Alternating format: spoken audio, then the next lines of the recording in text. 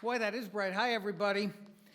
It is great to see this room just about completely full, and I know a lot of you are drinking. I'm not sure this is the right subject to be drinking to, and so it's kind of a fortunate, unfortunate occurrence that we had the problem with the staffing tonight. This is a subject probably best digested sober, but I really do appreciate everyone's here. First of all, I want to recognize first before I introduce our guests tonight to come up on stage with me, recognize our sponsors who are all generally sitting up here. We have the No on 3 folks, and no, I'm not doing your slogan, Sanchez.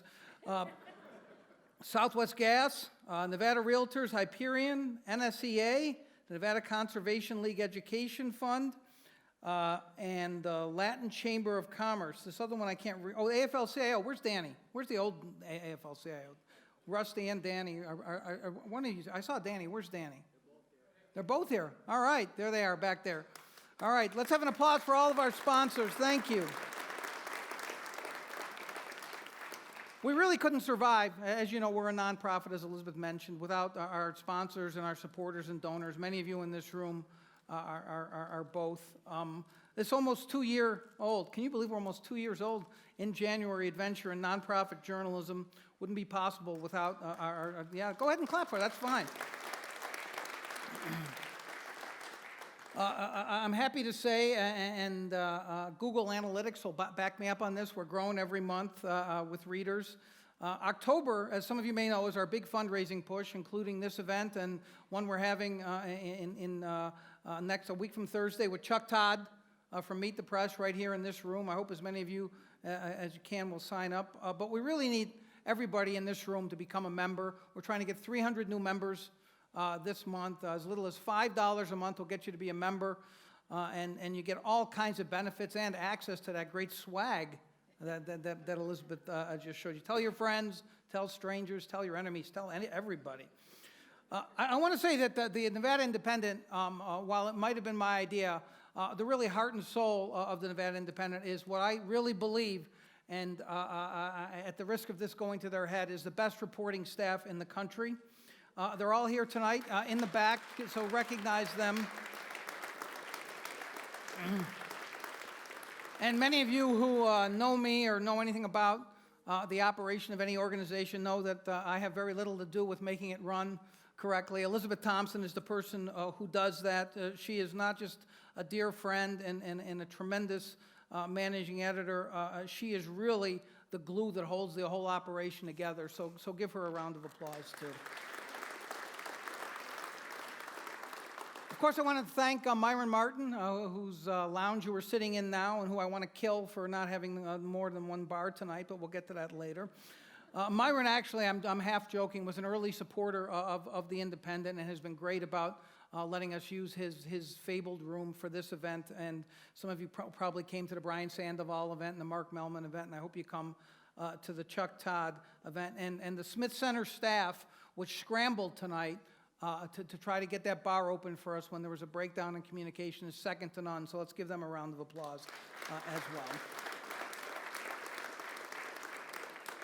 So I hope you will check out the events page. We have other events coming up, including the Chuck Todd event, which I'm really looking forward to. Chuck's going to come out here and talk about the campaigns just a couple of weeks before the election, and we're going to talk about the future of journalism, too. Chuck has been an early supporter of the Nevada Independent, so I hope you can come to that. So let me tell you about tonight, which is why you're all here. This is not going to be a debate where each side gets a minute to talk and the other side has 30 seconds to rebut. We don't want to do that tonight. We want this to be a forum, a conversation about a topic that many of you probably are still confused about, and it's a topic that's very important to every Nevadan. Besides the race for governor, as I've said, there is no more important thing on the ballot this year than the Energy Choice Initiative in terms of the long-range ramifications. So we're going to have a couple of representatives, one yay, one nay on the Energy Choice Initiative, and Riley Snyder and I are going to ask them questions. We're going to have a conversation. What will it do? What won't it do? What are the factors? What the pros and cons are?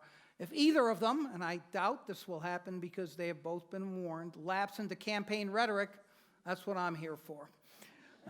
I still remember how to interrupt people, believe it or not. So, without further ado, let's bring up tonight's participants in this Indy Forum.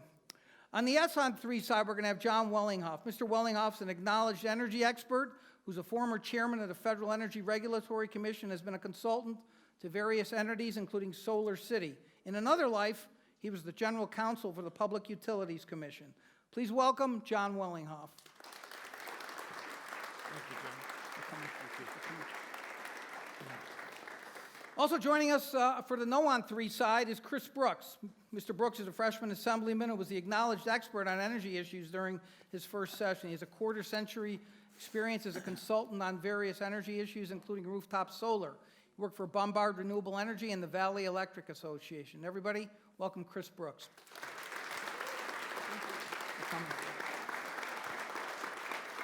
Last and hardly least, Riley Snyder. No reporter in the state knows more about energy policy than Riley, and his issue pieces and explainers on the ECI have illuminated so many of the central and tangential issues at play here. He also serves to make sure the editor does not get a big head, which is a task Sisyphus would have understood. Please welcome Riley Snyder.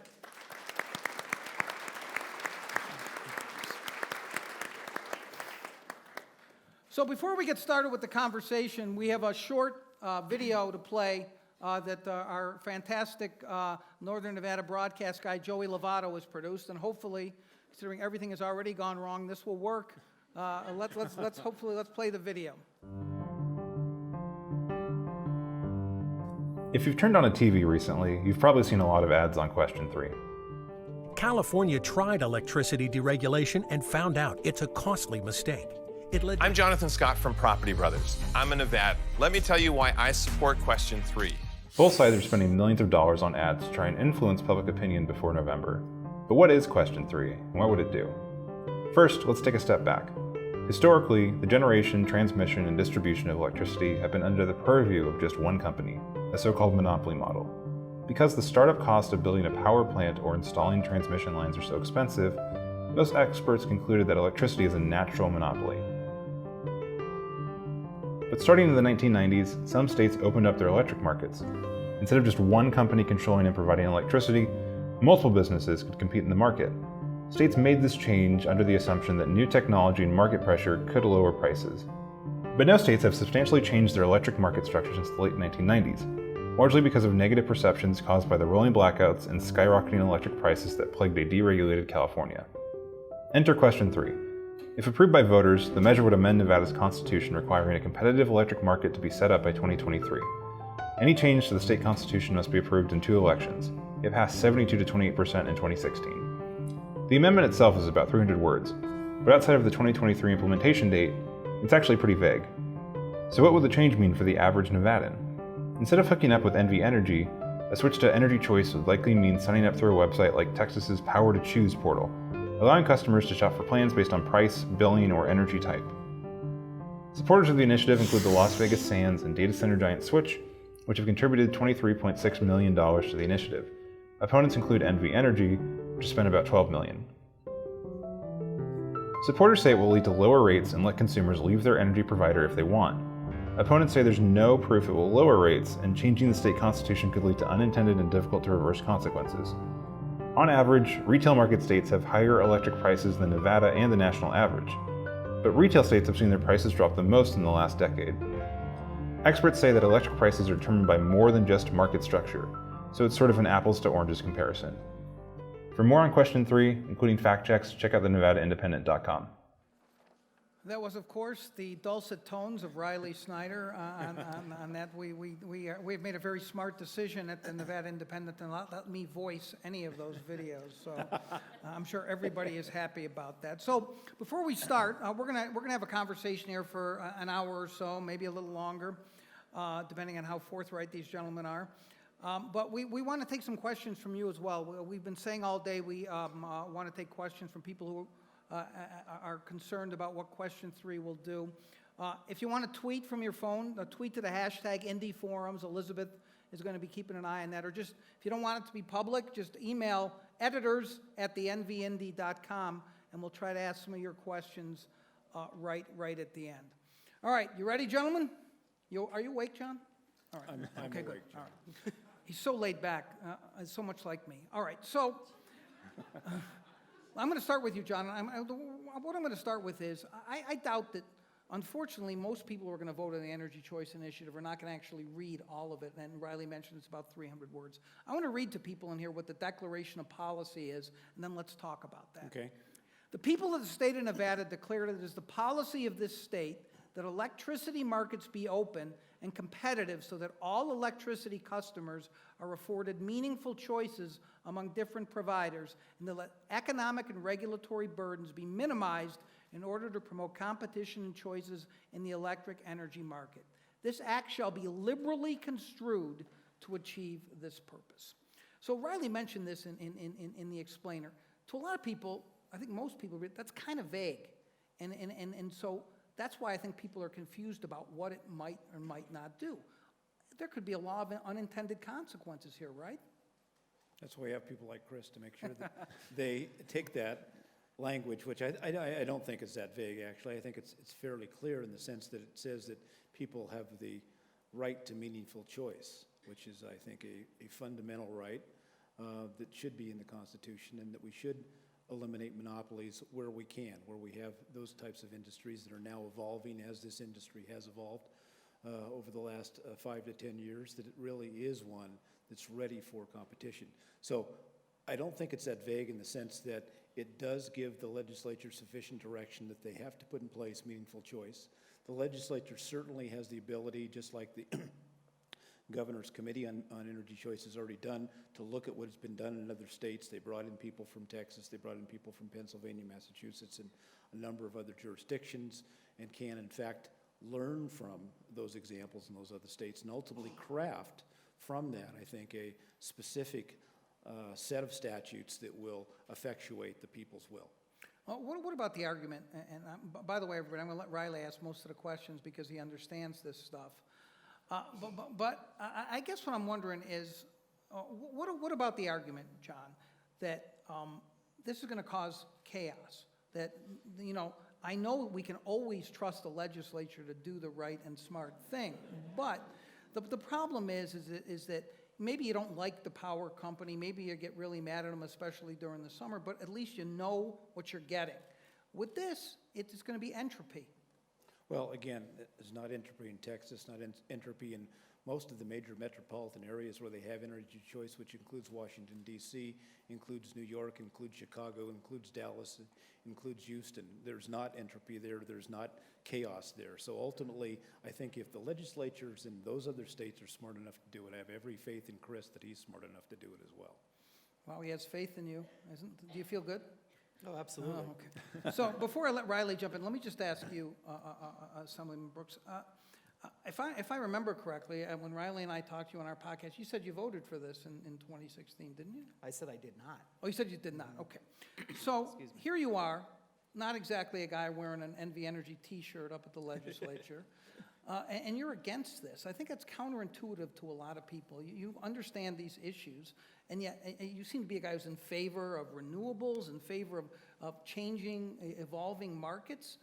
Why be against this? Well, I am in favor of renewables, in favor of disruptive technologies and disruptive business models, and I think that technology has changed things to the point that there are a lot of things about how we currently do business that should change. I just don't think that this constitutional amendment does that, and I think that it creates a lot of uncertainty, and it is, the way it is written, I think it sets us back in our ability to rapidly adopt renewable energy, and I think it, most importantly, removes the protections that are in place for consumers on retail pricing, and these are consumers who can afford it the least. And so while I agree with many of the goals of the constitutional amendment, it is the method that I am the most concerned about. And when we mention these other states that have done this, they've taken decades, and it's, you know, they've seen prices go up and they've seen prices go down. But what they haven't done is they haven't put this in the Constitution. And right now, our current business model that we use throughout the state, whether you're in a public power, a municipal power, or NV Energy, it doesn't exist in the Constitution. It is a creature of statute. It's a creature of the Nevada legislature, and it can be changed there. And so I think that the words of the Constitution, the words that they want, that's why I brought them with me, because that is really all this is about to me, is what we would do to the Nevada State Constitution. That's the main reason I oppose it. Well, it sounds like you also oppose it because you're worried about protections for consumers. But John Wellinghoff says, and I think others would say, listen, that's your job as a legislator. So they pass this, then it's your job to erect the structure to make sure consumers are protected, no? Should we not count on you to do that? Well, it is our job, and my fear is that the actual words of this constitutional amendment, not what the campaigns on either side say, and not what the maybe even the motivations of the sponsors of it say, but the actual words of the constitutional amendment tie the legislature's hands in their ability to protect those consumers. Great. Well, I want to start somewhere that's a little bit more high level for you two gentlemen. There's been a lot of campaign rhetoric, and one thing I think that's gotten overlooked a little bit right now is like it's sort of an either-or choice, right? We're either going to be stuck with a regulated monopoly model, or we're going to move to this this open model. And so what I wanted to ask as a question for both of you, that say, you know, I'm the lady in the lake and I throw you a sword and you're king of Nevada for the day. How do you, in a vacuum, set up the electric market in Nevada? What is the most effective way in a vacuum that you would go about doing that? John, if you want to start. Sure, I'd be happy to start. Well, I believe, and I came about this belief by being on the FERC, the Federal Energy Regulatory Commission, trying to not use too much jargon here if I can. Being on the Federal Energy Regulatory Commission for 7 years, or 4.5 years, I was chairman there, and became a real believer in markets. When I started there, I was actually very agnostic about whether we should go to markets or whether we should have a rate-based cost of service system like we do in Nevada, whether that should also be at the federal level for wholesale operations. But ultimately, I saw the power of markets at FERC. So from a standpoint of retail electric service in Nevada, I would make everything competitive that can be competitive. And I think that means that ultimately we certainly can make the retail provision of electricity competitive. Now, the lines and wires will remain with their owner, whether it be NV Energy if they continue to be the owner, or whoever would be the owner, who would continue to maintain those wires and operate those wires and ensure that there's reliability for the system. But the retail provision of electricity overall to the end user would be competitive. Perhaps metering can be a competitive service. Certainly the energy efficiency services should be competitive as well. We should make everything that can be competitive, because ultimately I think the competitive side of our economy is a very powerful engine, and I think we need to unleash that engine in Nevada. Well, first of all, I would like to welcome everyone to Assembly District 10. So you're in my district, so thank you for showing up here tonight. But The over-under was question number 3, he would get that in, so bet the under. But if I were to find that lake and recreate models in Nevada, I would not start with the energy model. There would be a lot of things I would probably go after. But I think that there are benefits of large utility monopolies. And in my perfect vision of the way that the energy market worked in Nevada, we would be part of a regional wholesale market, and we would have a very strong Public Utilities Commission that is able to regulate any utility in the state to make sure we have consumer protections, to make sure that we have pricing protections, and we have a legislature that would take the will of the people around things like renewables and what they want to see with rooftop solar, distributed generation, and create guidelines and mandates for that utility to do that, what the people of Nevada want.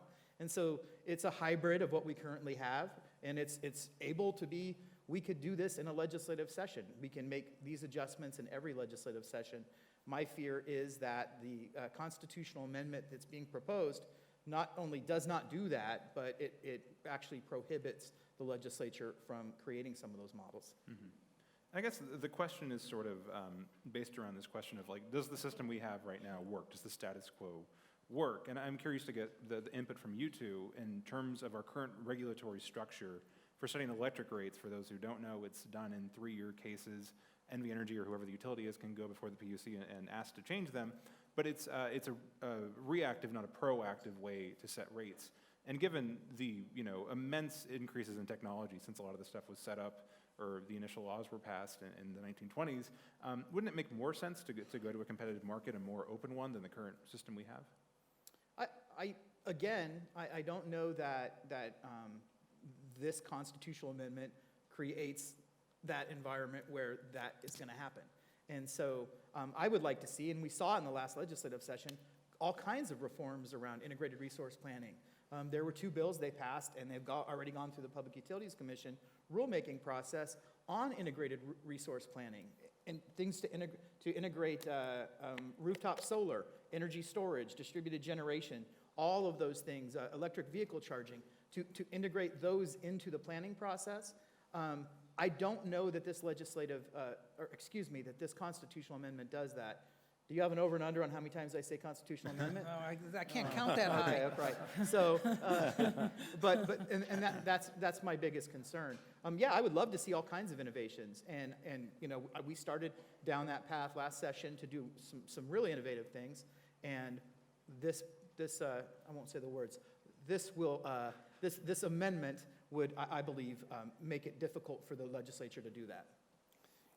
In 1983, when I was consumer advocate, I was the first consumer advocate in Nevada, I wrote the first integrated resource planning statute in the state, which was actually one of the first integrated resource planning statutes in the country. It was actually modeled by 17 other states.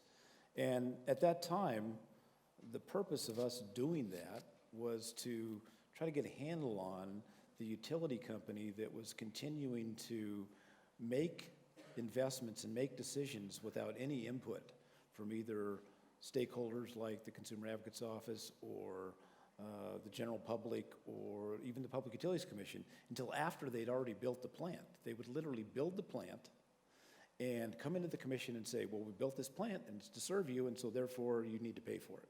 And that's how it worked before integrated resource planning was put into place.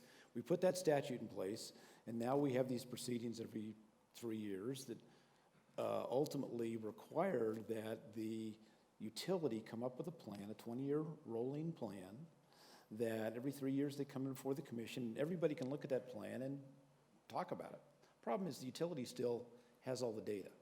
Utility still controls everything that goes on with respect to that plan. And it's really playing catch-up. Now, certainly, Chris is to be commended for what they did with respect to extending that to distribution level planning. That needs to be done so we can get a handle on those investments as well. But it still doesn't get to the fundamental point of opening up the platform, that is the lines and wires, to competition. Opening up the platform so you can have multiple competitive, innovative players come in and provide new competitive services to customers. Without that, you can do all the planning in the world, but if you've got one person who's doing the planning, ultimately the monopoly utility, the plan's always going to come out the same, maximizing profits for the utility, because that's their job. And I have no problem with that. That's what a corporation is supposed to do, is maximize those profits for their shareholders.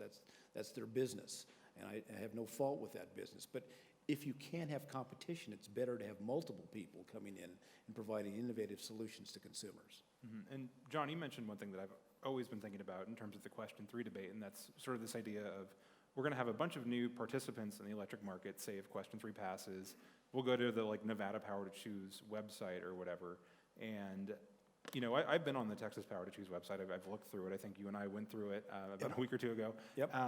And there's hundreds of plans on there. You can sort by the pricing, the percentage. 151.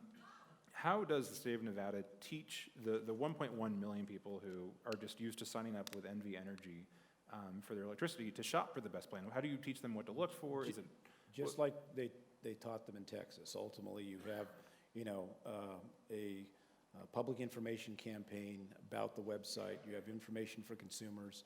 I've been going over some of the bills of some consumers in Texas. A friend of mine who lives in Houston sent me his bill. He's actually paying about 7.5 cents a kilowatt hour in Houston, and he chose, one of the cheapest plans that was 100% renewable. So he's paying, 7.5 cents a kilowatt hour for 100% renewables, total all in, and he was able to choose the plan. And then he actually gave me the bill of his mother-in-law who lives in Galveston, who's 84 years old, and she chose her own plan, 84 years old.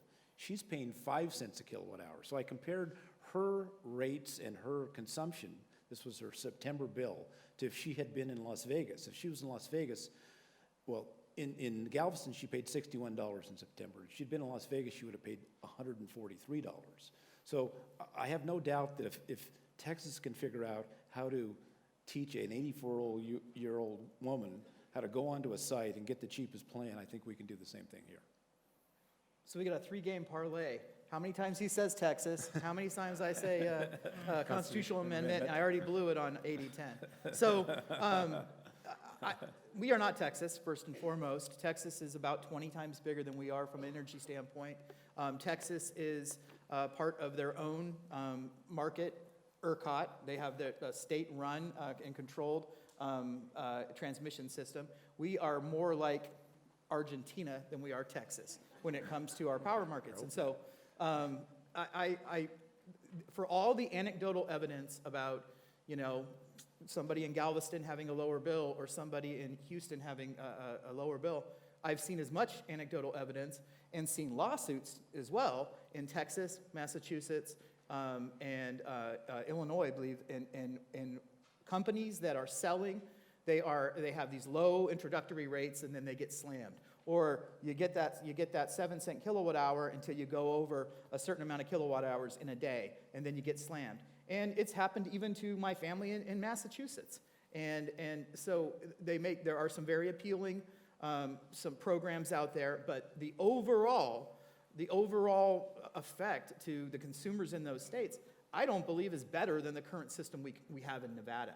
And I have to ask myself, if we are, and from a rate standpoint, lower than the national average, and if we are from a rate standpoint, averaged rates lower than the average of all the states that are in competitive or deregulated markets, what are we trying to accomplish, and why would we put it in our Constitution? Okay, so stop for a second, because I think that's what most people in this room and most people who are going to vote on this really care about most, right? Are my rates going to go up or down? So let me just, and if you think of anything, Riley, I'm sure you will that I haven't done. So John, let's talk about that. I mean, his statistics about rates and where they are in Nevada are right. We don't have skyrocketing rates compared to other states. He's right about that. You acknowledge that. So why is this necessary?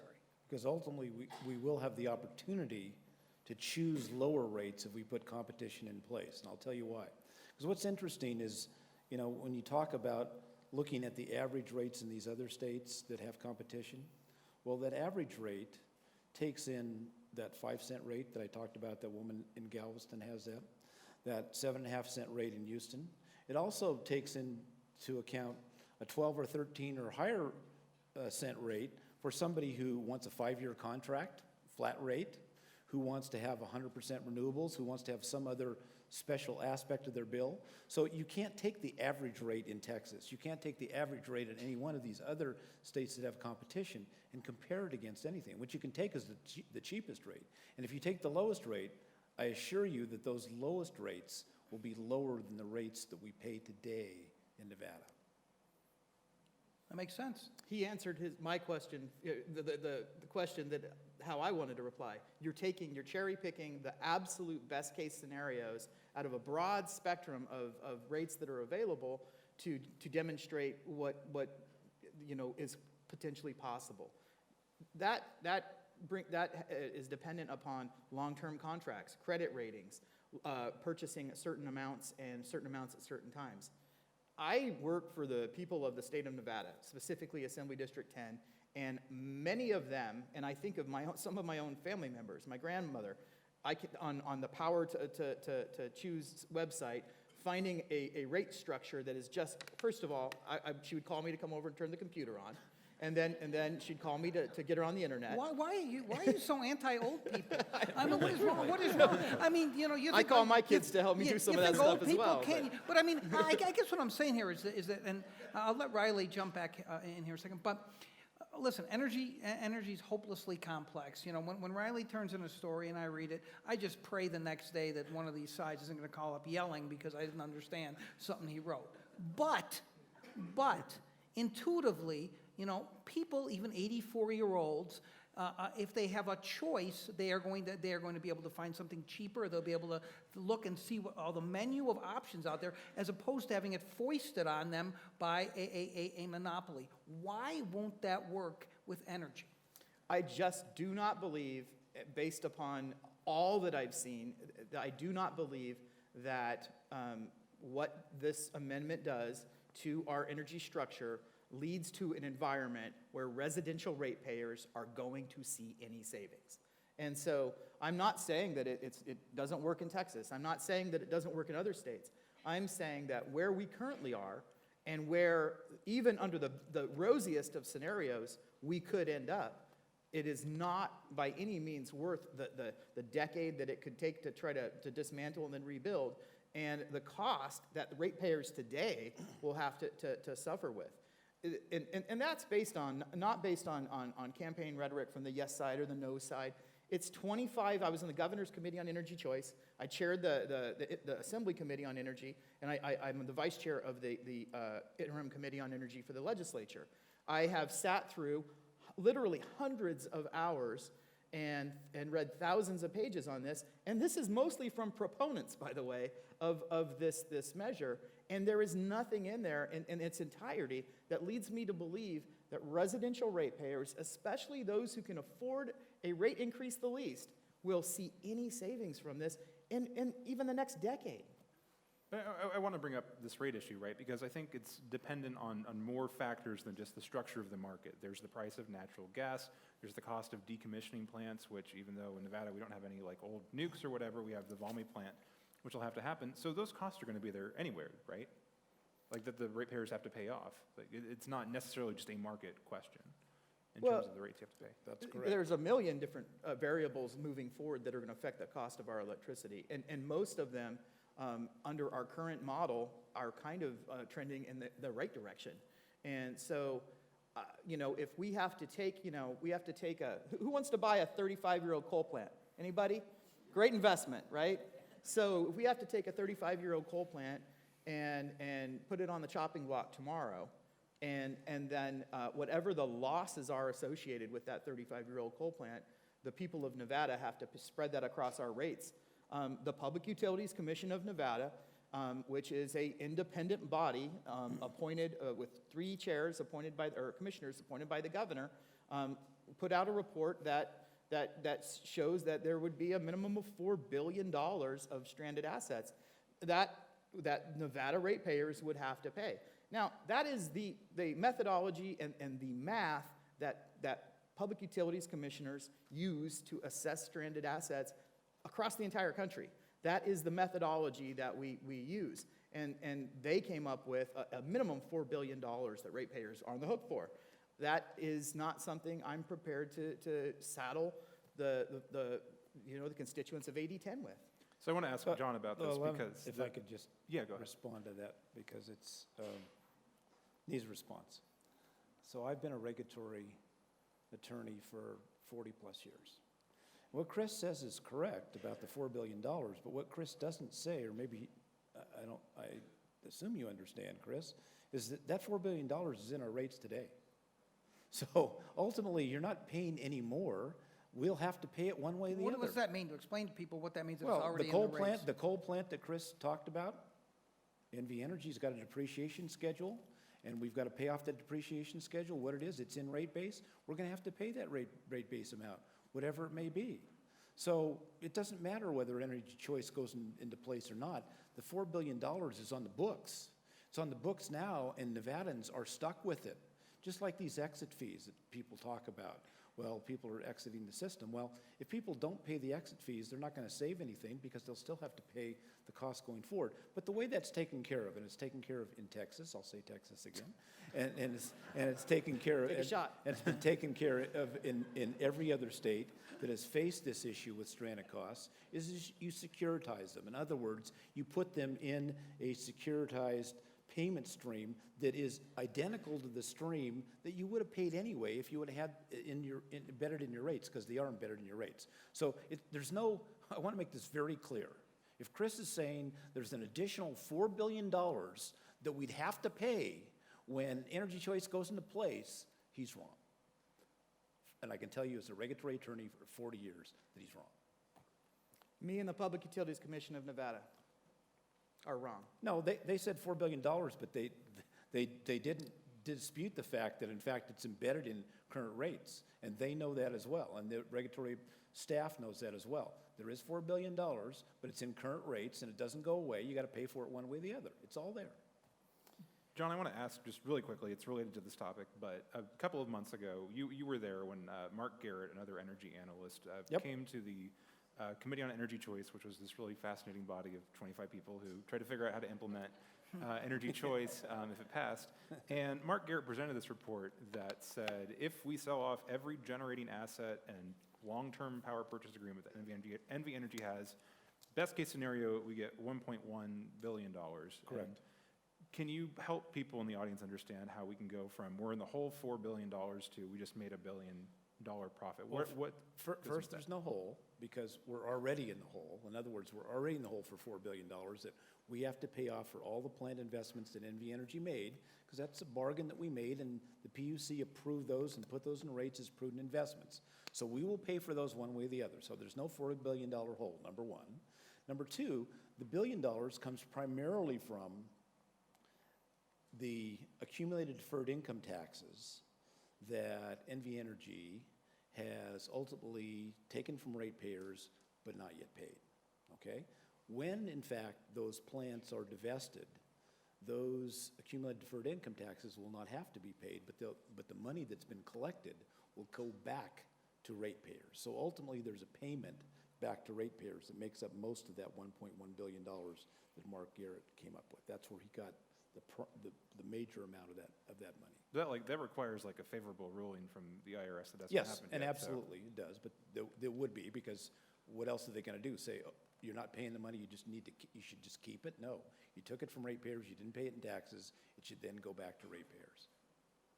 Well, I mean, rate making, that's how rate making works. You look backwards you look forward on resource planning, and you look backward on costs and rates. And so if there were, as a result of a change in tax code and tax policy and a rebate owed to the ratepayers of the state of Nevada, that in a rate case, looking back at costs and rates, would assess what that was, and that's how we lower rates. So when we lower rates, we're looking forward for basically a worst case scenario, and we look back on what actual cost was. And so that's how rates go up, and that's how rates go down. And if there is value associated with a tax windfall, then that goes into a rate reduction. That's just the way it works. And so that report was creative and innovative and looked at things in a different way than every other report in the Public Utilities Commission process looked at things. But I don't agree with it, and nor do any of the folks evidently at the Public Utilities Commission. Before Riley moves on, is John wrong that the $4 billion, which obviously is a very powerful argument, not that you or anybody from NV Energy would ever try to scare people, but is that just a scare tactic? Listen, you do this, suddenly you're going to have a $4 billion bill. Are you people nuts? You should stick with the devil. You know, is he right that it's already there? And the second part of that, Chris, would be, that's going to be an argument that we should never have an open marketplace then, because you're going to always have these stranded costs that the monopoly has, and you don't want to have to pay those, so we should always keep them, because then we're insulated from having to pay it. Well, we can look at that in that integrated resource planning process. If the Nevada legislature creates an environment where the utility has a different methodology of procuring energy based upon anything, our renewable portfolio standard, or we want to slowly start moving away from the monopoly-owned generation model, we can do that through an integrated resource planning process where we just do not allow these purchases or these investments, and we make them go to a different process. Or we do what we currently can do under the NGR program, where you can have direct procurement with one consumer and a direct generation with another a generator, and the utility is in the middle of that transaction, and it's off of and outside of the asset model. And so there's ways to do that right now, and we currently do that, and we can expand those models to provide more wholesale energy choices, more retail energy choices for a whole vast variety of consumers. Again, I go back to what I constantly go back to is that's not necessarily what this amendment does. And this amendment kind of, instead of, repainting the bedroom colored walls, we burn the house down and try to rebuild it from scratch. And so I think that that is the fundamental issue I have with what question 3 does, not with what we're trying to do around having choice for consumers or having choice for wholesale generators. I agree with those goals. What is it an amendment to again? The Nevada Constitution. Take a shot. Go ahead. Now I see why you didn't have cocktail servers. Everybody'd be drunk, they'd be gone. Between Texas and the Constitution, they'd all be gone. So Assemblyman, as I'm sure you and probably most of the NV Energy employees in here have realized, there's been a lot of big customers that have filed to leave the utility in the last 3-year period, most recently the Raiders, Station Casinos. There's even new companies that are trying to move to Nevada that are saying before they move, we don't want to operate with the utility at all, we want to buy power on the open market.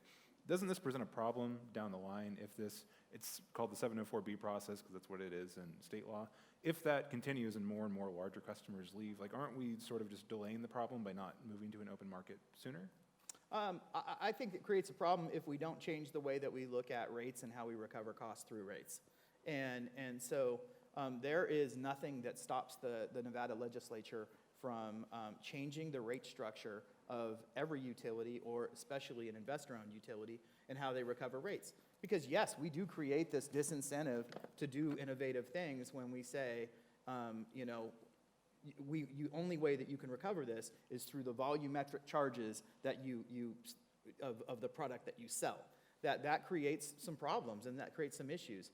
Think of rooftop solar, think of energy efficiency measures, think of renewable energy contracts. And so I think there needs to be reforms. Needs to be reforms on a utility ownership model of assets. There need to be reforms on how we treat the recovery of costs through rates. And or we will create, I think, problems as the large consumers leave. Because here's the dirty little secret about rate making. The largest consumers amongst us subsidize the smallest consumers amongst us. And that is in our current environment. And so, I can see why the big consumers want to get out of that paradigm. And it's really why I'm the most concerned about the smallest consumers that are in that particular business model. John, do you want to weigh in? Or? Well, I'm just trying to think of the last thing that Chris said about the large consumers subsidizing the small ones, which is true, but it also shows you how valuable it is for them to have competition, those large consumers. If they're actually paying more than they even should, then ultimately it's extremely valuable for them to have competition. And that competition is going to continue all the way down the line. We've got the Clark County School District's got a proposal on their desk right now to save them $60 million. So ultimately the Clark County School District will likely go out. See Washoe County School District go out, because governments under 704B can aggregate all of their individual facilities, even though they're not contiguous in the same property. So school districts could go out, the university could go out, you're going to see virtually every customer. And so ultimately what you can have left is the small commercial residential customers. And I don't know how you set up rate making to then rate structure to help them if everybody's gone, if the other people are all gone. I'm not sure how you set up a rate structure to help those customers, because, somebody's got to pay for what's left ultimately. And I guess that sort of leads to a trend I've noticed in this, and that there's a lot of people in the rurals who are very concerned about this. And well, I don't want to get into that whole issue of like what's going to happen to cooperatives. I think I've written about that, and we've talked about that before. Isn't that a point in favor of the regulated monopoly structure where it has to serve everyone? It has to serve, grandma who lives in the middle of nowhere, Eureka, Nevada, as opposed to, hoping a competitive supplier will serve them. Well, fortunately, with our electronic, digital world we have, you can serve somebody in Eureka or in Ely or Elko and still serve somebody in Las Vegas, and the incremental cost to these retail providers is not much more. What it costs to serve them is the lines and wires, and those lines and wires are already in place. So you have, miles and miles and miles of lines and wires to serve those remote, farms and ranches, et cetera. But ultimately, because the wire's there, a retail provider who is based in Las Vegas, who's serving 10,000 customers here, could just as easy serve 10 customers up there as well, in addition to the 10,000 they have here. Incrementally, it's not going to be any additional cost for them, because the maintenance of the lines of wires is still going to be within NV Energy's purview. It's just going to be a matter of sending them a bill and electronically, doing that. So that's the other thing about the rurals. I don't see anybody in the rural areas who's going to be denied service because we go to energy choice. You look at Texas. I mean, there's lots of rural areas in Texas, and nobody is denied service there ultimately. On the subject of rurals, most of them are served not by NV Energy, but by rural electric co-ops, and there's been a lot of concern what's going to happen to them if every man, woman, and child in Nevada has the constitutional right to purchase electricity from a provider. And I know I've asked you about this before, but if you were what would you say to like the people of White Pine County or Elko who have been very concerned about this issue and voted against it? I'd say that those co-ops that currently have preference power, that is preference federal power, at very low rates, will continue to have those contracts. And we've had discussions already with the Colorado River Commission, who oversees those contracts, and have every assurance the contracts will stay in the state of Nevada for the benefit of those people who have preference. So ultimately, those contracts will remain with those co-ops and those munis. They'll be at a very low rate, so ultimately they'll be very competitive, number one.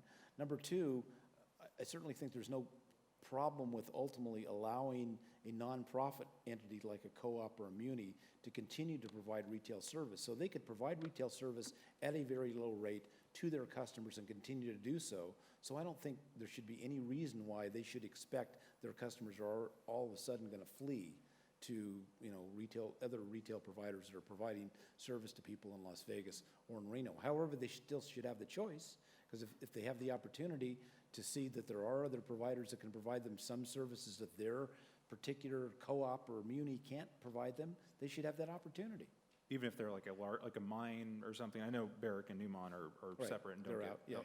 But isn't that going to kind of destroy the business model for cooperatives? Or that's the reason I've heard Well, from. I think all the mines and anybody that's large enough to have been, in that area and been a member of a co-op is now out on their own on 704B. So, the co-ops are largely, the small rural communities and the farms and ranches out there. And I don't see, again, how that's going to destroy their model ultimately, as long as they can, number one, maintain that preference power at low rates and still provide service to their customers.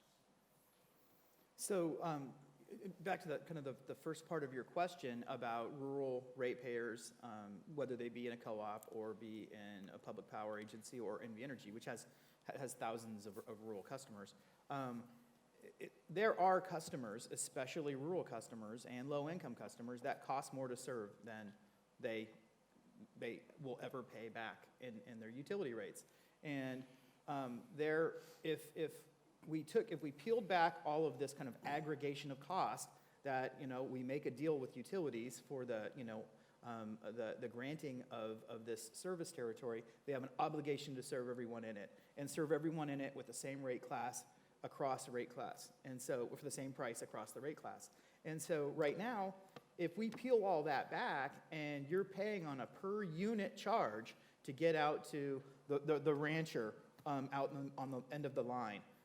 That per unit charge that then will be passed on to the retail provider of electricity, in addition to the energy charge, I can see no way, unless out of the goodness of the heart of these energy providers that are just willing to tack them on with their ones in downtown Las Vegas, I cannot see a way where that price doesn't go up. And it makes no business sense for a retail energy provider to come here and say, I'm going to go ahead and give away energy to these rural consumers because I'm going to make so much from these industrial and urban consumers. That just does not compute in the business world. And not only that, going back to the words, one sentence, it prohibits the Nevada legislature from getting in the middle of that business deal and saying, you, retail energy provider, must take on these people over here and at this cost. We lose the ability to do that, and that's currently how it works. Currently, it is the costs are spread across all residential ratepayers. I live, if I lived right next door to a power plant, I pay the exact amount of money as somebody who lives 200 miles from a power plant. And without the current system that we have, that no longer is the case. John, do you want to address? Actually, in retail states, that's not the case. Something struck a chord of some kind. Must be somebody from Fallon or someplace, out in the rurals there, ultimately. But it's actually not the case. Number one, there's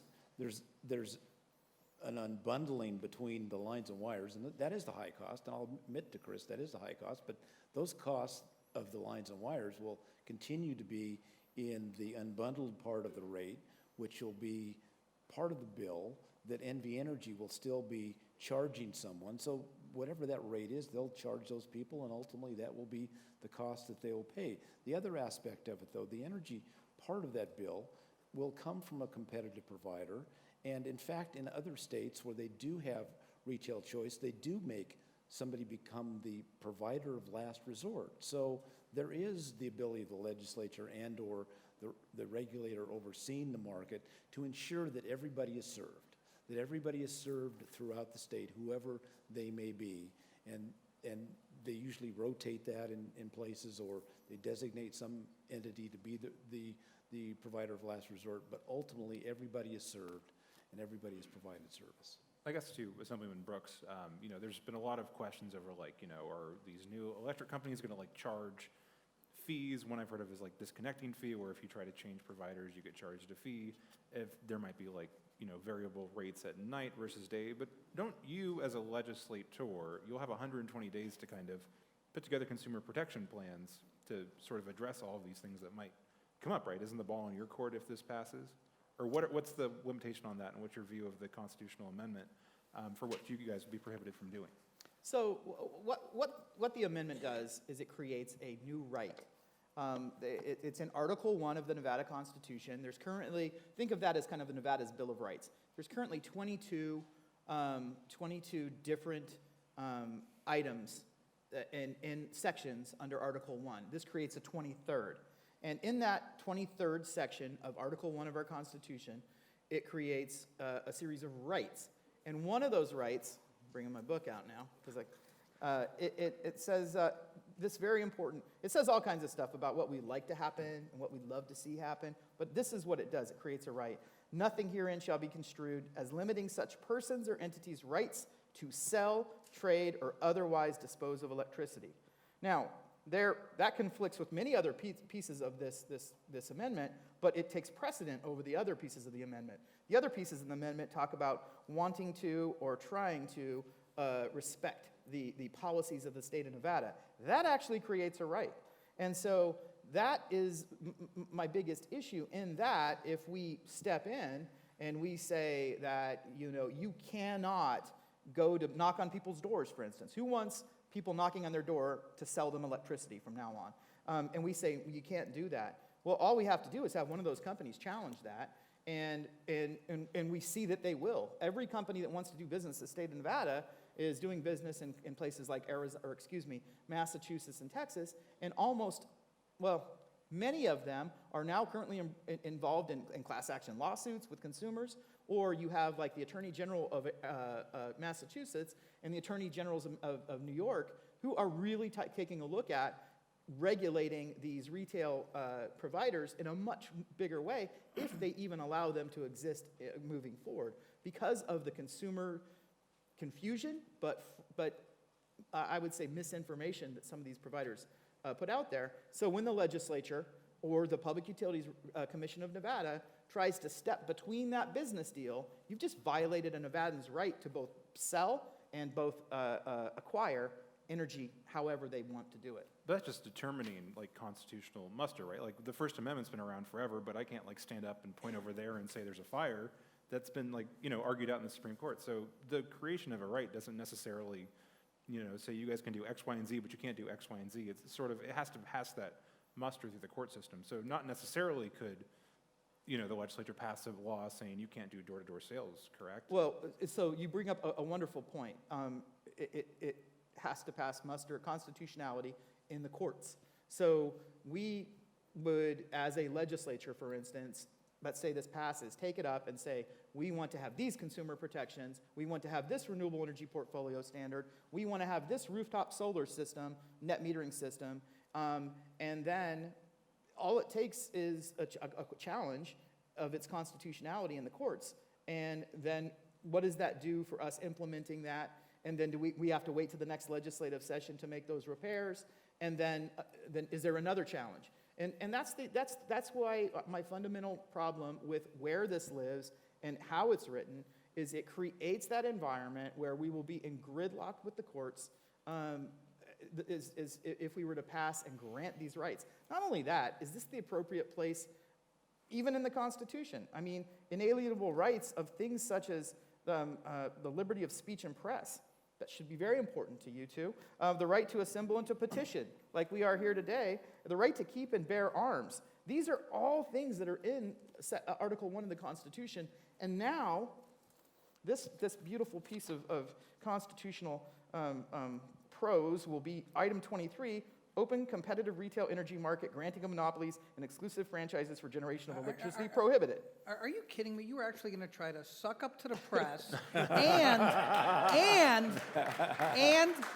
the gun rights crowd in the same presentation? Yeah, really. You act as if you don't know me. My goodness. So I just want to say, I want to talk to these gentlemen for another 15, 20 minutes max. Then I do want to take any questions from out there.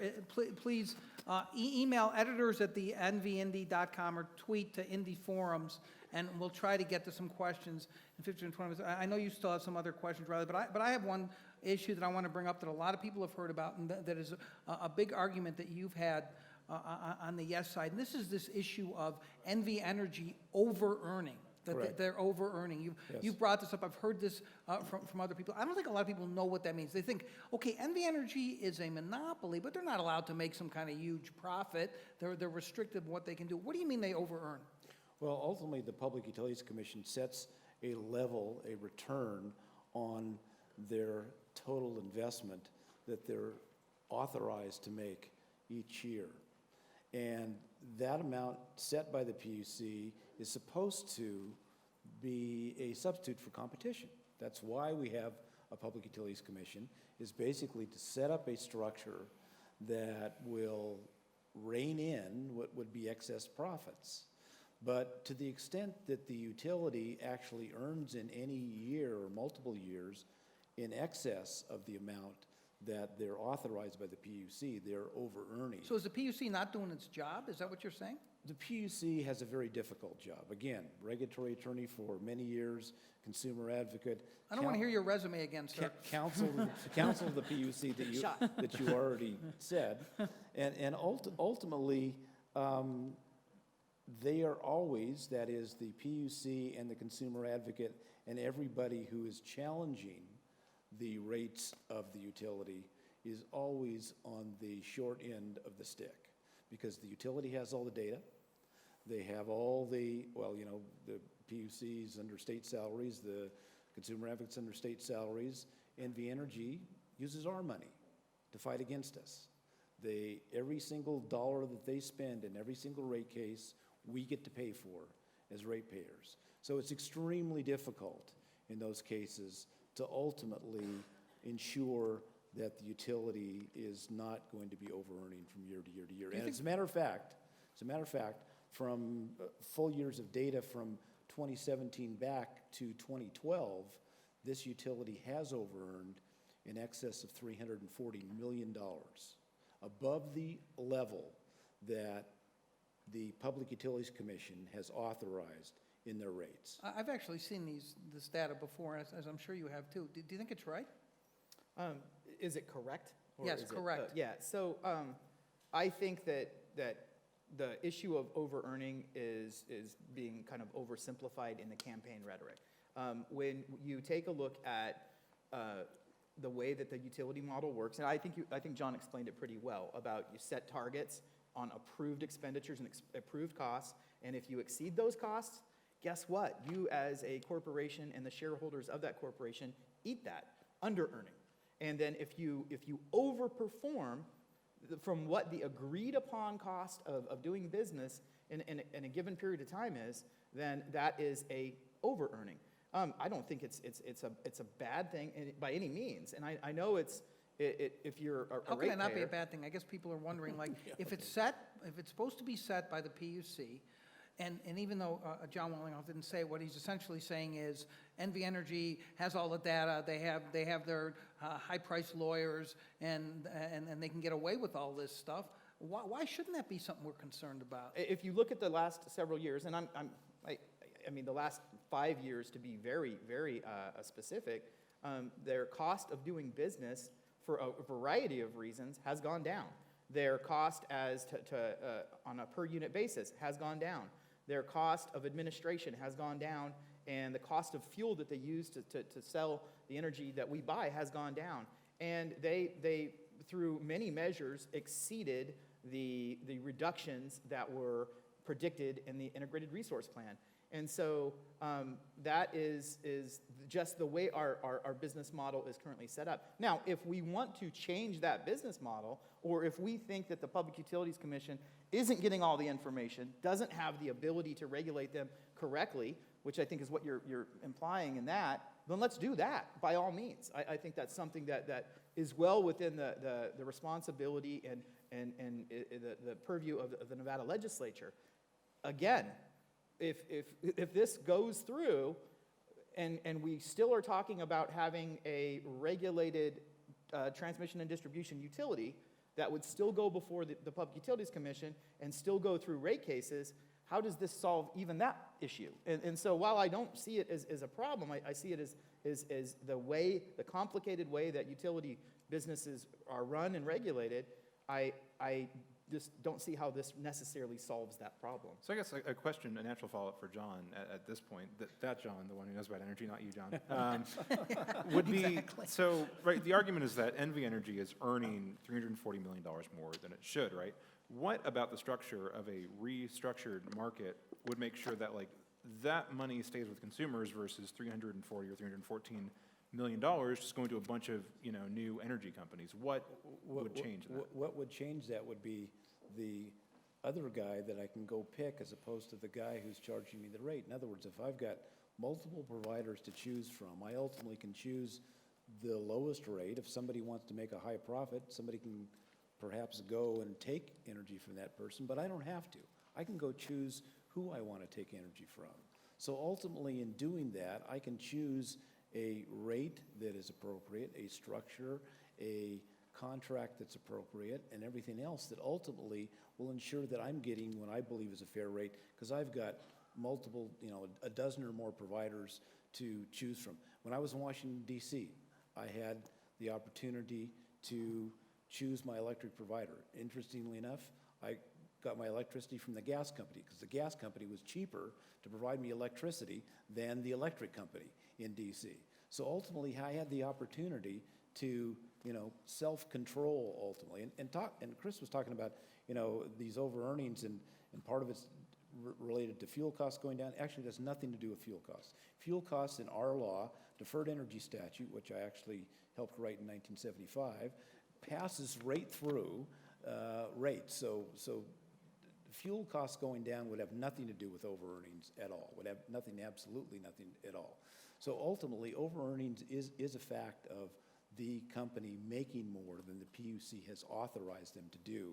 And if we have multiple providers, we don't have to worry about that, because ultimately we can go choose, the other guy if we want to.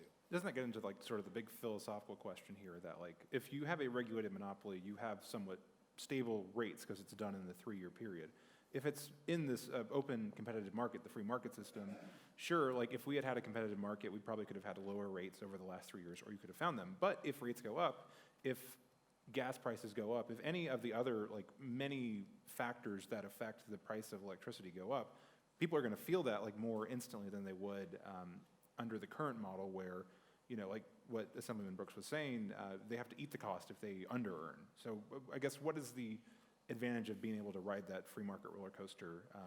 They don't have to ride the free market roller coaster. They can choose. Again, you can choose whatever plan you ultimately want and whatever is offered ultimately. So you can choose a strip contract for 3 to 5 years. If you want to have a flat rate, you can absolutely do that. And in fact, rates, in Nevada, because you have a rate case every 3 years, the deferred energy cases are more often than that. So rates can go up and down in Nevada more often than every 3 years ultimately. But if you want to, under a choice state, you ultimately can decide if you want to not be subject to that. Or on the other side of it, there are people who choose in a number of these states to be subject to these variance in rates and subject to the wholesale prices if they want to. But again, it's a choice that's up to the consumer. The consumer can ultimately decide, what they want to do. Mm-hmm. I want to ask about renewables before we run out of time or have to take audience questions. And one thing that struck me when I read the Gwynn Center, a friend of the site, nonprofit, they did a very lengthy and good report on question 3 as well. And what they said was that there was no correlation between how much renewable adoption a state has and energy market structure. Do you guys agree or disagree with that assessment? Well, Sorry, go ahead. Yeah, I think there is certainly some correlation if you look at states that have gone to energy choice, and I'll talk about 2. I'll talk about Texas, and I'll talk about Pennsylvania. I'll talk about a different state as well. 2017, NV Energy put in place approximately 240, 250 megawatts of renewable energy. 2017, Texas put in 3,500 megawatts of renewable energy, over 10 times the amount that ultimately was put in place by NV Energy. So that's one data point. It's 10 times the size of Nevada, Well, More than that. right? not I mean, quite I that- guess, not no, quite no, that no, far. no, no, no, no, no, no. I No, seriously, I want to get, because Riley asked a really good question, so that doesn't seem like a fair comparison to me. Okay, and again, even accounting for size, Yeah, if you look at, that's how much they put in that 1 year. If you look at how much renewable energy Texas has now, they have over 23,000 megawatts of renewable energy in place. So even on a proportionate basis, they're substantially ahead of Nevada, and they are a choice state, even on a proportionate basis. That's one data point. Second one is a friend of mine, Nora Brownell, came out here to talk about energy choice in Pennsylvania and what was done there. And the interesting thing she said is when they started energy choice in Pennsylvania, they didn't have any wind farms. But ultimately, when they started choice, people wanted renewables and ultimately demanded renewables come into the state. And so as a result, people started putting in wind farms to meet the demand. So if you look at data from consumers, as far as consumers' preferences, take polls in Nevada, any place around the country, you'll find that 70 to 80% of consumers want more renewables. If we give consumers choice, they're going to demand that there be more renewables. No. So the states that have strong renewable portfolio standards and legislative mandates over the last several years have seen the largest adoption of renewables and currently have the highest percentage of renewables. And Nevada is a great example. We have the highest solar per capita in the United States in Nevada. And so that is something that was achieved up until this point by a strong renewable portfolio standard where we say you must, and then they go out and invest, and then they do. And that is how we've achieved that. And that's, if you look at the data, and that's, without having a PowerPoint up there where we're showing slides, competing slides of EIA data and state charts. Oh, no, let's do that. It's very difficult, but the data that I have seen demonstrates that states with strong standards or incentives and our regulated states have the highest adoption of renewables. And besides some anecdotal stories from Texas and other places that really had a long way to go, and so they've made some robust progress in the last very few years based on pricing. Nevada has a long history of renewable adoption and a long history of having a strong portfolio standard that have really gotten us and other states to where they are today. And the Gwynn Center report really brought that to light and has the data that correlates with that. Before we take questions, and I think Elizabeth's going to come up and read some of those questions, so assuming she hasn't quit, and she's still here, she's going to come up. But I do want to address finally, before Elizabeth brings up some of the audience questions, the elephant in the room, so to speak, that Chris Brooks brought up early on, and that I think that there's questions that need to be asked of both of you. Most people won't think about this, but let me start with you, Jon Wellinghoff. You've been through a lot of public policy fights. You understand public policy. You were the first consumer advocate in 1864, I think you said, or something like that. 1846, 46, not 64. Yeah. Here is what makes absolutely no sense to any student of public policy, I think, and I know you are that, and I want you to really explain this. Why this should be put into the Nevada Constitution. It makes no sense, even to some people out here, they're thinking, why would you put something like energy policy in the Nevada Constitution? It does not make any sense from a public policy standpoint. There are things that have been put into the Nevada Constitution by ballot initiative that, in my opinion, never should have been put in there. Also, Jim Gibbons, where the hell are, anyhow. But seriously, why should this go in the Constitution? Two reasons, okay? Number one, it is a fundamental property right we're talking about. We're talking about the right to self-generate. This, in the Constitution, would enshrine that as a fundamental right to self-generate. Now, Chris and I worked together in the last legislative session. We actually got the right to self-generate in a piece of legislation. That could be changed the next time that Chris gets into the legislature and go back the other way.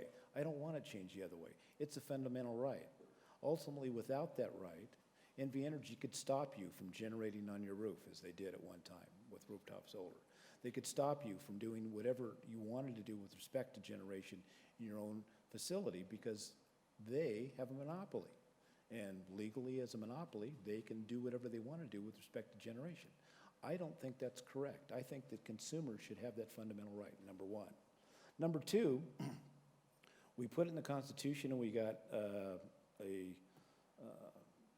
on the ballot in 2016. We got 72% of the people voting in favor of it. So if, as Chris has indicated, if this could be done by the legislature, I didn't see the legislature do a thing in 2017 on this particular issue. They did zero on this particular issue. I think the people need to direct the legislature because the legislature, you would have thought it would have got some direction from 72% of the people who voted in 2016, but yet nothing was done in 2017 to advance this particular issue with respect to competition and having a meaningful choice for consumers. So let me read between the lines of what he's saying, and I'll actually tell you what he's actually saying. And I think that there is some justification for this argument, and you've only been there for one session. But I think the real motivation here is this. They don't trust the legislature to do the right thing, that NV Energy has held tremendous sway over legislators and been able to scuttle good public policy. Sorry, guys. And the argument would be that their only recourse is to go to the people first and then put it in the Constitution to not let bad legislators, present company accepted, of course, trifle with this. Accepted. Yeah, but seriously, I mean, that's the point of doing this, is that, listen, we can't trust the legislature, we can't trust the PUC. because they're weak. I'm reading between the lines again. John would never admit that that's what he means, but that you can't trust them, that you're politically captive to the monopoly utility, which has tremendous campaign contributions and the best lobbyists in the world. So you just can't trust you guys to do the right thing. That's why this needs to be put in the Constitution through the ballot process. Now, here's where I get in trouble. I believe that is what they're saying, and they. They're right, but aren't they? in the same breath, we're so smart, we're going to figure it all out, and let us figure it all out. Because you got to come back and do the re-regulated market. Yeah, and We'll help you there. yeah, I 'Cause appreciate the help. they're He's from Berkeley, and he's here to help. Oh my God. Don't my let the cowboy boys fool you. It's Berkeley, not Texas. Oh, my. So I knew this would finally get ad hominem at the end. no, but so the truth of the matter is, this thing passed with 72%, largely because it was the signatures were being collected at the same time they were collecting Bring Back Solar signatures, a ballot measure that didn't make the cut in the courts and didn't end up on our ballot. And then, if you recall, there was a lot of controversy around rooftop solar at the same time we were going to the ballot box. And so I talked to 9 out of 10 people I talked to about voting for this, they thought they were voting for rooftop solar. And so I think that now that that issue has been kind of cleared up and we're moving forward with it, it's a different issue. But when it passed, and there are folks in this room, I sat down with them and said, all right, where's the language? Those same folks still don't have language. So the fact that nothing got done in 2017, you had a host of energy bills that tried to address the fundamental issues that created the want to do this constitutional amendment, and I think we addressed a lot of them. But when it was time for the sponsors, the drafters, and the team that put this thing forward to put language out, it was non-existent. Are you talking about him? I'm talking about the team which he works on, not him necessarily. I don't know what his role is in that, if he's I wasn't there in the policymaker 2017 or regulatory. He was in Berkeley at the But- time, sir. But in that No, I was actually fighting to bring back net metering, which Right. we didn't get back, unfortunately. We only got it partially back, and maybe Chris can explain why, because we fought for 100% of retail rate in net metering in the 2017 legislature. We didn't get it. We have this tiered system Did I now. mention the political sway that NV Energy has in the Well, legislature I yet? don't know if that had anything to do Anyhow, with it or not, John. I but think we didn't get that- all I net think people metering back, understand unfortunately. what's really going on. No thanks to either of you. But so Elizabeth, I don't know where she is, but hopefully we'll have some questions from the audience. Is Elizabeth still here? Where is she? Yes, she's still Oh my here. God, the disembodied voice. And through the magic of technology, she doesn't need to come to the front. Are you going to be lowered down or somehow? I'd love to. What are we having? I'd like to just say this is kind of amazing. So we had received a couple of dozen questions from readers today before we even got here tonight. And just during the forum, I received about another 30 questions from people who are here tonight. So I'd just like to say I think we have the smartest readers of news anywhere right here in this room. Yay. And also, we're going to be here all night, so let's go. I had the difficult task of choosing what I thought were some good questions that did not get asked tonight. So here they are. Number one, from a reader who wishes to remain anonymous. Nevada is unique and in that if a customer wants to exit the energy system, there's a process in the statutes called NRS 704B. Riley Snyder can explain what that means here in a second. To do so, so question 3 in a way seems like an end run around that process in the search for cheaper power without paying these stranded costs. Why do we need question 3 rather than just sticking with 704B? So Riley explained 704B earlier about this, and this is the process by which a lot of these big users have left. But that seems to be a pretty good question, John. Oh, first of all, there's no end around the exit fees. Because again, the exit fees pay for the stranded costs. And as I explained, those stranded costs are embedded in rates. So if we in fact go to choice, and let's pick the sands, for example, okay? If we go to choice, and the sands gets choice, whatever those stranded costs that are embedded in rates now, they'll have to pay their proportionate share, which would be the same as the exit fee they would pay anyway. So there's no extra amount, more or less, that the sands would achieve by choice happening. Do you get extra for every time you mention the sands? No. Because you should have done it No. earlier. Actually, I haven't talked to the sands at all about this, to tell you the truth. What about that? So that's not what the Yes on 3 campaign or the SANS say. So that's I think they believe, and it has been stated publicly that this would eliminate the exit fee process that's associated with 704B. Now, I don't know that that's even possible, but keep in mind, according to Mr. Wellinghoff's study, there are no stranded costs. There's a benefit. So, like, this is all so conflicting and so confusing, and I think that is the primary motivation of the proponents for this, is to avoid the 704B exit fee issue. I think I'm going to just relish the opportunity to correct both of you, but the issue that the SANS has and Savor brought this up, moment. I will Savor this favor it. It's the one time is that they don't know how, they say they do not know how the exit fee is structured. They just say, like, the PUC put all these numbers into a box, typed in a bunch of keys, and like a number popped out. So I think their concern was, we don't know how this was structured. We assume there is an exit fee, but we would like more transparency in how it's determined. As to whether or not they'll pay it, I think these are, I don't know if I can answer that, but I think that was their main concern. And all I'm saying is, we're all going to pay one way or the other.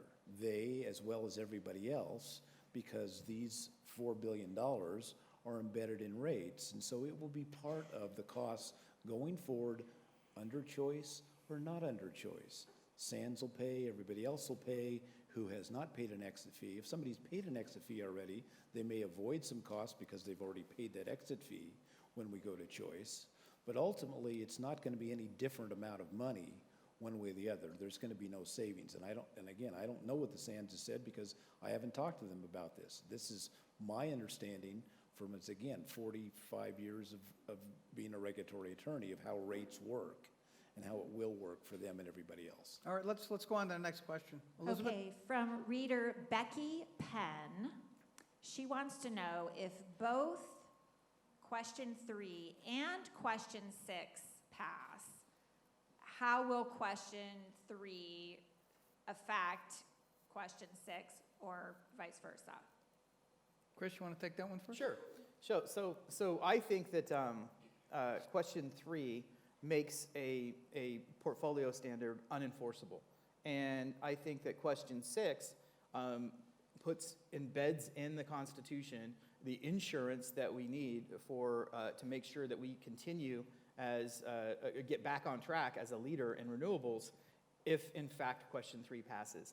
And so I think question 3 kind of derails our current path that we're on for large adoption of renewable energy, and question 6 is really a safety net and insurance, because if we put this in the Constitution, we have to have a constitutional methodology of enforcing a portfolio standard. And so I think that 6 is there as a backstop.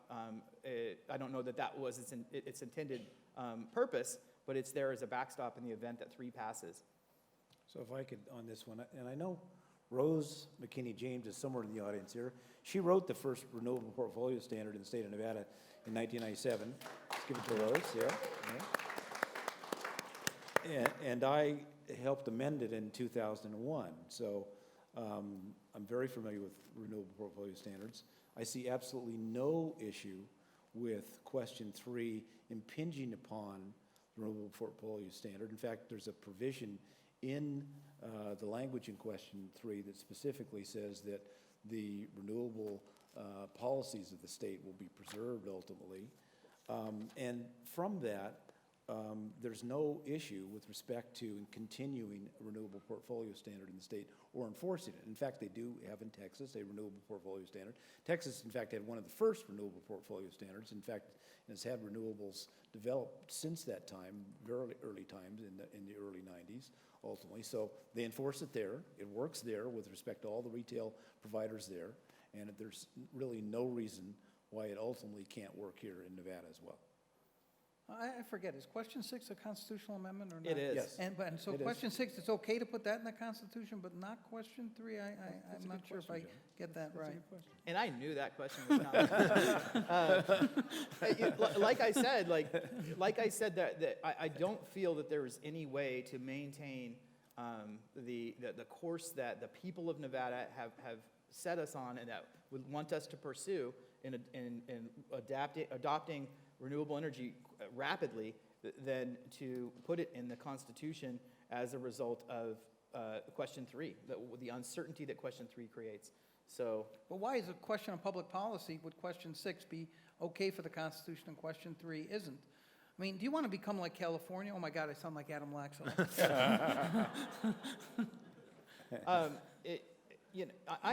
I am not saying that the goals of question 6 shouldn't be in the Constitution, they should be. I'm not saying that the goals of question 3 shouldn't be pursued. I'm saying the actual and exact words as they live in the constitutional amendment that would be Section 23 of the Constitution in Article 1 are disastrous. The effects, I believe, would be disastrous. I don't believe that that's the same case of the very vague and guiding principles that live in question 6. I just think that it's apples and oranges. All right, let's do a few more, Elizabeth. From Ann Smith, if it's a no on question 3 in November, what is the future leverage on NV Energy to remain competitive or be competitive, to increase renewable standards and not to influence or overpower the state legislature in future policymaking sessions? I didn't write that, I promise. I didn't use that. What do you think? I think that we are a body of elected representatives of the people of Nevada. And we come up, in my case, for election every 2 years. And it is our responsibility to do the work of the people of Nevada. And if that, and part of that is to make sure that you're not getting overcharged for your utilities that are regulated by the state of Nevada. And we currently have a competitive and well-run and low-cost utility provider in the state. And that is largely as a result of the work of the Nevada legislature and of the work of our Public Utilities Commission. It is not always perfect. We stumble and we fall along the way. And I have spent most of my career in sometimes in heated debates and with NV Energy and utilities. And so it's part of the process, and it's what we are elected to do, and it's what keeps them honest. I think it's disappointing to me that the proponents of this, and then some Nevadans as well, don't trust the legislature to do what their job is to do, yet are going to open the books to the Constitution and then trust us to then come back and write it correctly. I think that I try to do my job to the best of my abilities, and so do my peers. And the result of that good work is a well-run utility system in the state of Nevada that provides lots of choices for large consumers and keeps our power bills low, keeps the lights on, and helps us utilize the renewable energy that we have here in the state. So I think we're doing a fine job, and we can always do better, and you should just elect people who are willing to do that work. John, you want to respond to that? Well, I think Chris does a fine job, and Chris and I have worked together, on a number of initiatives and go back a long way. And I wouldn't criticize Chris. I do believe, however, that the direction in question 3 is necessary to the legislature as a whole. And I think once that direction, in fact, is provided, that ultimately we can sit down together in 3 legislative sessions, and that's the other key portion of this. We're not going to do this in 120 days. 2023. We're going right? to do this ultimately in 360 days over a period of, a number of years. So I think we have plenty of time to learn from mistakes that other states have made. Massachusetts has made huge mistakes, and I was there when the Massachusetts Attorney General testified before, Deputy Attorney General testified before the Governor's Committee that Chris sat on, and I was, abhorred by some of the things that she was saying, but obviously they did it wrong. We need to learn how to do it right, and I think we are smart enough to know how to do it right, and I have every faith in Chris and the ability to do that. All right, Elizabeth, I don't know how many more you think we should do. 1, 2, what do you think? Let's do one more. Okay. From Michelle, who is a hospice nurse case manager here in Southern Nevada. She says, I have a couple of patients who are on continuous oxygen and do not have the funds to cover their electric bills. Through existing NV Energy programs, their power is never shut off, and they have oxygen in their last phase of life. How would these patients and others like them fare under a deregulated energy system if NV Energy is not around? Question of reliability, John, you've addressed Well, this before. in 2 parts. The reliability part, as far as, keeping the lights on, and that's the lines and wires, and Paul Caudell said to you, John, in the program that you had, that ultimately he did not believe that Energy Choice would have any substantial effect on reliability, and he's correct, and I believe, Paul, I think he's... That was back when they were neutral, wasn't it? That's back when they were neutral, Okay. That's correct. The second question about, shut-offs, et cetera, I mean, we do have to provide for people who have difficulty paying their bills, and we would continue those programs. And the legislature, I'm sure, wouldn't let those programs go away, and those programs, again, would be applied across all retail providers to ensure that ultimately consumers who have difficulty paying their bills and, have the kind of assistance that they need, we need to ensure that we do that, and I don't see that going away. You think reliability is an issue or not? Is it a straw man? I don't think that anything will go necessarily wrong with the wires and the substations and the transmission system and the distribution system. I think what we'll see is market manipulation, or could see market manipulation in the same way that we did almost 15, 17, 18 years ago now, and where that reliability, those blackouts, those brownouts, they weren't caused by a lack of capacity in our distribution system. They weren't caused by a faulty or old transmission and utility system. They were caused by market manipulation. And so I think if you take away the pricing protections that exist with our current model, that you open up the markets to the possibility of market manipulation again, both on the wholesale level and on the retail level. Can I Go ahead. address that one? Because I know a little bit about this area. Because at FERC, we were over the wholesale markets. The market manipulation that took place, for example, in California, and the problems in California during the 2000-2001 energy crisis was entirely a wholesale issue. That wholesale market manipulation will not take place when we put Energy Choice in place in Nevada. Ultimately, it won't take place because the FERC has put in place structures since 2000, 2001. Actually, in 2005, the Congress changed the law to provide FERC with authority to go after fraud manipulation, and also gave them specific penalty authorities that were much higher than they had in 2000, 2001. So we haven't seen any of that of any high degree in the markets. There's been a few people who try to, again, be the smartest person in the room, but FERC stopped them. In fact, we find, a number of Wall Street firms who were in the markets trying to manipulate in California and other places hundreds of millions of dollars while I was at FERC. We stopped them very quickly. So that wholesale market manipulation will not take place ultimately. And secondly, on the retail side, manipulation of the market on the retail side. Again, if some guy's trying to, one of the retail providers is going to be the smartest guy in the room trying to manipulate something, well, you can go to the guy across the street ultimately. You don't have to take from that guy, number one. And number two, we're going to have consumer protections in place, strong consumer protections in place in Nevada to oversee those actors like they do in other states that have retail choice, to ensure that protections are in place for consumers.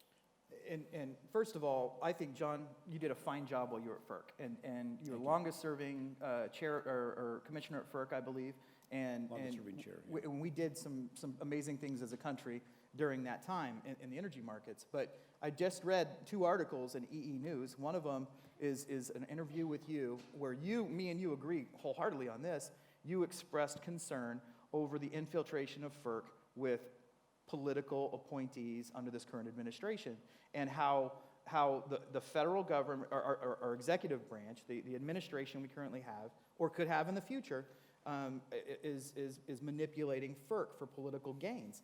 And so I just read another article in EE News just in July where they list how FERC is trying to be ordered by the Department of Energy to keep out of the money and financially sustainable nuclear power stations and older aging coal plants up and running, and forcing those costs upon the ratepayers. And so I think that there are some issues with the federal. I don't want to turn over necessarily the control of the wholesale market of Nevada to FERC. And I definitely don't want to do it under this administration. It actually is in FERC's control right now. So, Okay, so the wholesale market in Nevada and every place else is already. basically what he's trying to compliment you. He's basically saying, "Après Wellinghoff le deluge" or something like that. I understand that, But but I'm anyhow, just saying that- I do want to thank Jon Wellinghoff and Chris Brooks for coming here and having a really elevated and smart discussion on both sides of this issue. So give them a round of applause for coming, everybody. And I hope you all realize now, I want to thank Riley for coming and doing all the heavy lifting. He really is a tremendous reporter and did a great job. But most of all, I really want to thank all of you for sitting here for 90 minutes plus, but seriously, and really taking the time to listen to a discussion of a very, very difficult issue. I'm not sure if it cleared up completely anything for anybody, but I think you saw a very, beyond the 30-second ads that both sides are running, you saw an explication of these issues that you won't see anywhere else. That's what we're trying to do at the Nevada Independent. We're going to do more and more events like this, and we really appreciate your coming and your support. Thanks for coming tonight.